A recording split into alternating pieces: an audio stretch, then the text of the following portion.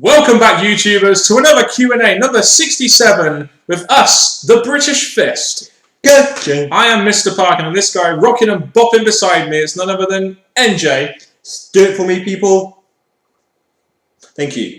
Yeah, indeed. Subscribe above, like this video, and comment your thoughts and opinions on any of the questions you've answered in the comment section below. Make sure you contact us in the link in the box below. Yeah, so keep sending us in questions to the Q&A. We've got a lot to get through in this Q&A and in the future Q&As. Trust me, we have. But we thank you very much for sending our questions in. Send us in through commenting down below. Best place to do it is YouTube inboxing us, facebook.com/BritishFist, or indeed on our Twitter @BritishFist with hashtag BritishFistQA. So that's how you get it. Sorry, I interrupted you there, NJ. Would you like to continue? That's what I was saying. That's how you do it. Yes, and I was about to say, that's how you do it, yeah. So we're about to say the same thing, so I jinxed you, so you can't talk until I say your name. So, NJ, let's go into this Q&A then. AsGeek11 asked us, what is the biggest disappointment in WWE history? It can be a certain match, storyline, character development, or anything else. Well, I can think of two. Majority of John Cena's title wins. Yeah, CM Punk's The Summer of Punk. By what it was and what it was representing, and it never really amounted to anything. In fact, it just ruined the CM Punk character. That was a disappointment after what it could have been, in my opinion. Del Rio's push. Another one, in my opinion. That's another good one. He's kind of gone downhill since. What about the Nexus angle? It was something that started off really good, and then all of a sudden, in the end, was done to put over John Cena. Sadly, that was really horrible because you would not think that when you saw the way Nexus was brought in, and the other one is Brodus Clay. Oh my gosh, that is failing big time. Fortune in TNA. In fact, that wasn't even a disappointment. That was a disappointment from the start. I'm glad that was over. It was such a disappointment that when it finished, I marked out. So there we go. Hope that answers your question. AsGeek11, go check out his channel. Playlist Maker SG. If today was still the Attitude Era, who do you think would be the top guy in the company? Well, who represents Attitude most? CM Punk? I think the way they could do it, like I know it's jumping my lanes a bit too much, but I think if they do it properly, Barrett, the way he acts, the fight, I think if they book him like an ex-Triple H, when he was the top here and all that, he could possibly have made it. I mean, if you're discounting all the stars they did have, I mean, like I even think maybe Ryback would be a big star in the Attitude Era just because he bashes everyone. Sheamus would probably be one. It'd just be less watered down. A really, really weak one compared to the Attitude characters you had. Brodus Clay for the entertainment show, like Lakeisha doing the dancing, so why not use Clay back then? Damien Sandow would be a standout performer in the Attitude Era by completing with those ignoramuses that he's not worthy of. And obviously, none other than The Rock. Yeah, okay. An Attitude Era star himself. Forts Minor Project asked us, 5 questions, and we'll answer those as quickly as we can. What are some of your favourite World Heavyweight Championship matches or World Championship matches he's put here in any wrestling promotion that you have watched over the years? Triple H versus Chris Jericho. Austin versus Rock at 17 was a personal favourite of mine. I think also Cactus Jack versus Triple H at Royal Rumble 2000 was another great world title match. The Elimination Chamber 2002-3. Oh yeah, that was a good one. With Shawn Michaels. At Survivor Series 2002. So I'm trying to think of some old school matches. You know, you got Hogan and Andre at 3. Savage versus Hogan at 5. Ric Flair versus Macho Man Randy Savage at 8. Brett versus Shawn at 12 was another great world title match. We have Chris Benoit with Triple H, Shawn Michaels. That was a great world title match. I really enjoyed that. Even adding Eddie versus Angle there, really. There are so many. You give us some of your in the comment section below. There are so many great world title matches for us. What does being a world champion mean to you in wrestling? Oh, well, let me go from my past experience of what I've got through. Present world champion here, guys. Just saying. Very true. What it means to me is that I am just that damn good. To me, being a world champion means that you are the top guy, except for you're not the top guy because John Cena is always above you. But being a world champion, in my opinion, should be the representation of the top and best guy in your company. That's what the world title should represent to me, personally. It definitely meant that when we had like Triple H or Edge, the World Heavyweight Champions, but over time it's just not really meant that much, as you've seen how quickly the titles have switched hands, so sadly that is the way to see it. Yeah. Plus, John Cena is always booked in the main event and as the top guy, so how can the World Championship mean that much unless it's around him? What is your favourite Divas matches of all time? Yours is? Trish and Lita. Mine is Mickie James versus Trish Stratus at WrestleMania 22. There are also a couple of TNA matches I do enjoy too, like any of the Mickie James versus Tara matches were pretty good. Beth Phoenix versus Santina Marella. Excuse me. Okay, we'll move on to the next question. Which WWE legend do you think can still go and should come back? Interesting one. Mick Foley. You think Mick Foley can come back and put over a Ziggler or an Ambrose? I think he should have at least 1, 2, or possibly a feud. Yes. Even though he is out of shape, I do think maybe having Mick Foley having another match to put over a future star would be a good idea. Are there any other stars you can think of? I mean, they brought back Rock and Lesnar. Are there any other stars they could probably bring back? Because I can't really think of any off the top of my head. Sadly, all the big ones that could have put people over sadly passed away. Yes, which is unfortunate, of course, but that is the wrestling business view, unfortunately, from the 90s, where steroids were pretty apparent, and the 80s and 70s too.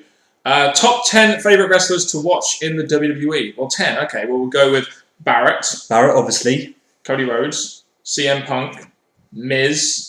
Would you count Ziggler in there? Is one of your favourites to watch? Definitely very, very good in the ring, so I'll say yes. For you, it would be Triple H and Kane. You still enjoy seeing those two? With Kane, he's gradually trying to slip. The W's trying to make him slip down, but he's still up there, yes. Now, what about Sandow? I do enjoy watching because of his character. Any others that you enjoy watching on the TV show? I enjoy looking out for when they do have him there. It is none other than Riley! Alex Riley. He's a good wrestler. He's a good wrestler. He's a good wrestler for WWE. And Rey Mysterio, just because he's that different kind of, high fly guy. So there's 10. If I had to take out Riley because they're not booking, and the other would be The Undertaker. The Undertaker. Even though he's getting really brittle now, he still knows how to perform. Brittle. He is getting a bit brittle now, isn't he? He can barely make 2 events a year. Alex Unforgiven. What are the top 5 reasons you hate John Cena? Over to you, NJ. Okay, how many times has he won the title? Number 1. How many feuds has he gone in when he's not really done the right job? 2. And how predictable are his matches? 3. And how much do you see him come into the ring just like, change the frickin' music? 4. And my last one is, he's got a character that is so stuck in stone, he cannot turn heel to progress his future. 5. Not even the guy who pulled out Excalibur himself could do that. I think it was Lancelot. I can't really remember. But yeah, there's the top 5 reasons why NJ hates Cena. I don't like Cena, but I wouldn't say I have 5 reasons to hate him. That's why I passed it over to NJ. Anvil26X asks, which match would you rather see? Austin Aries versus CM Punk or Kurt Angle versus William Regal? I'd say the first. Austin Aries versus Punk. I think that way, they can almost match them up towards each other in many different ways. It would be good to have them battle out against each other. Yeah. Wayward13 with a H-A-Y asked us, what are your thoughts on Jeff Hardy's heel turn at late 2010? That was a heel turn at Bound for Glory 2010 when he lined up with Immortal. That was the beginning of the Immortal storyline, which eventually became a lot of shit, and we were all happy that came over. But the heel turn was surprising. It's just that Jeff Hardy didn't have the moveset or the real character to be a heel. And he doesn't have the face paint to be a heel. No, he doesn't, does he? Because yeah. Okay, well, we'll move on from that. It was surprising, but again, at the same time, not best for business, in my opinion, especially at the time, because he was on drug trafficking charges, and he was eventually made the top guy of TNA with Hogan, Jarrett, and Bischoff. They were the top 4 heels in the company. That's all I need to say about that. What a moron. Yeah, what immortal. 619 Mohammed asked us, what is your best moment in the WWE?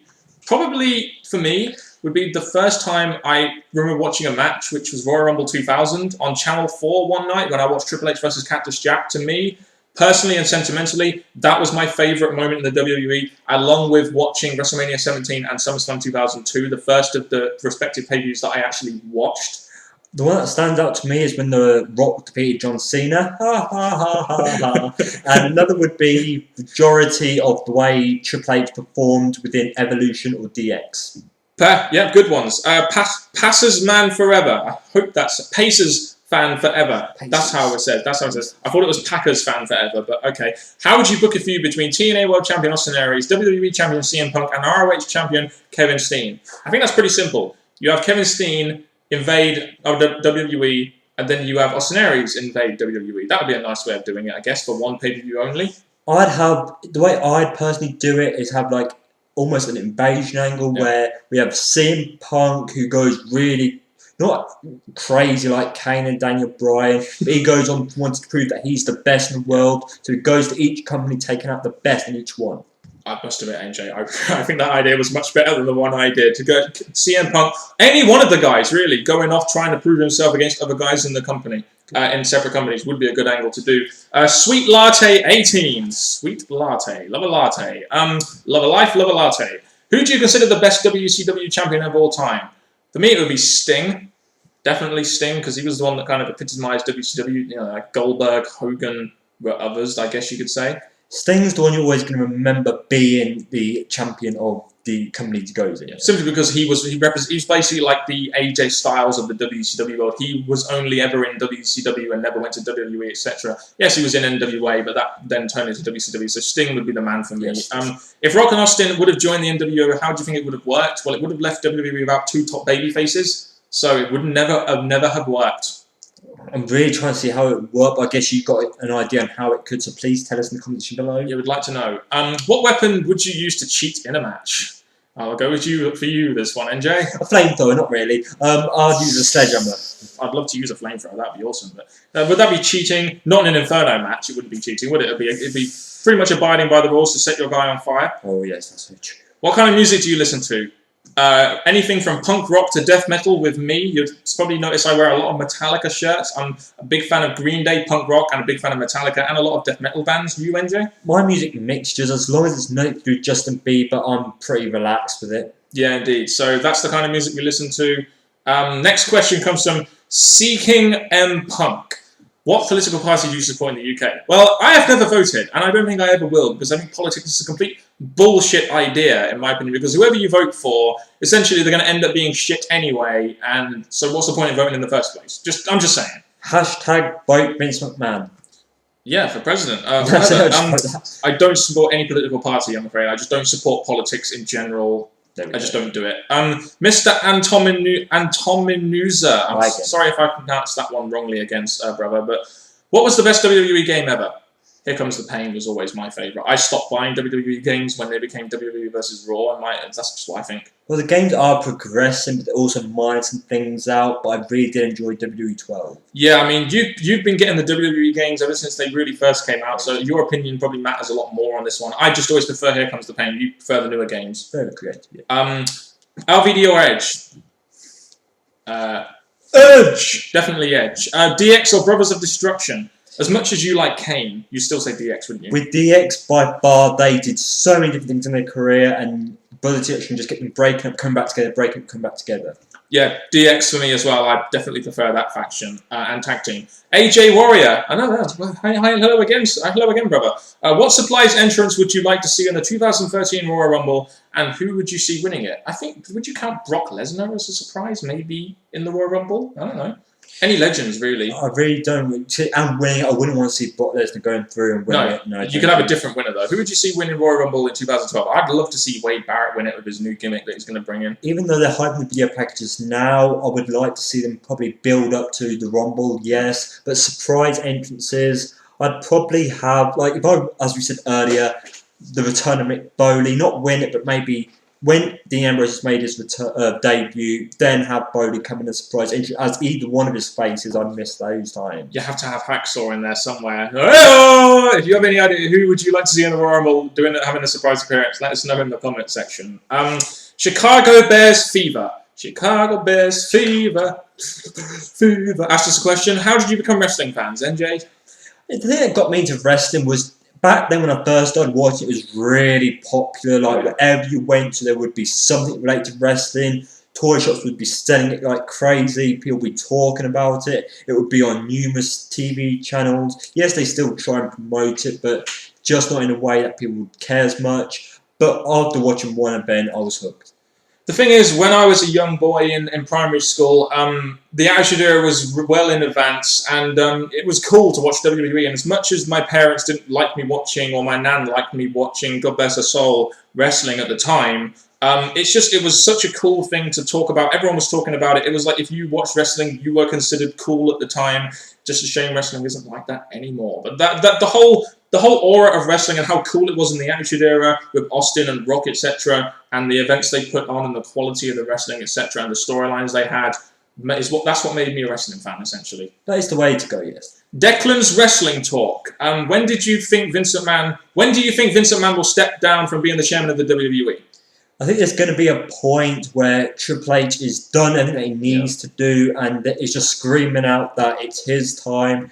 And Vince McMahon should concentrate on elsewhere, like taking over football clubs. So I'd say sometime within this WrestleMania or next. Anyone other than Mike Ashley, I think, would help Newcastle somewhat, even though they're doing very well in the league right now. And Vince McMahon may just put some ruthless aggression in their football club, brother. But yeah, I mean, really it depends when Vince wants to back down. I think Vince knows deep down inside that he has kind of passed it as a COO, and Triple H will be taken over with Stephanie at some point soon. And yes, he probably will be blind giving our instructions, NJ, when he gets older. But when will it be? Who really knows? A couple of years maybe before Triple H is ready to take over the company. I mean, he's doing the NXT tapings and stuff now, so they're trying to get him more and more involved until he becomes the COO with Stephanie. Just don't really know when, really. It could be anything from 2 to 10 years with Vince McMahon. Who should Rey Mysterio have his last match against? Sin Cara? You think putting over like the next Rey Mysterio kind of Hispanic mask guy should be his last match? I think the way they're teasing a friendship between them two, I'm expecting them to suddenly break up towards WrestleMania, on the road to WrestleMania as it goes, and then thinking, right, we've got to settle this in the ring, let's go to WrestleMania. Right, well, it looks like question 3 didn't support question 2 very well. Should Sin Cara get fired? And if not, what should WWE do to make him interesting? Should Sin Cara get fired, firstly? I think, even though he's not actually done it really wrong, he's made a few mistakes in the past, but this time around, they're giving him another chance. He's actually doing better, so I'd say no. He's improved a little bit in the ring, probably because they watered him down a little bit, which is essentially what they needed to do. So, in my opinion, Sin Cara, he shouldn't be fired because he offers something different, and Rey Mysterio hasn't got many legs in him, and he's basically pushing Sin Cara as the next Mask Mysterio guy, essentially. So, they shouldn't be fired. They should do as much as they can to get some effort behind him, in my opinion. What should WWE do to make him interesting? I sort of said, a feud with Rey Mysterio, because Rey Mysterio is going to be leaving soon. Yeah. Rey Mysterio, friendship with him, then opponent against him would be the way.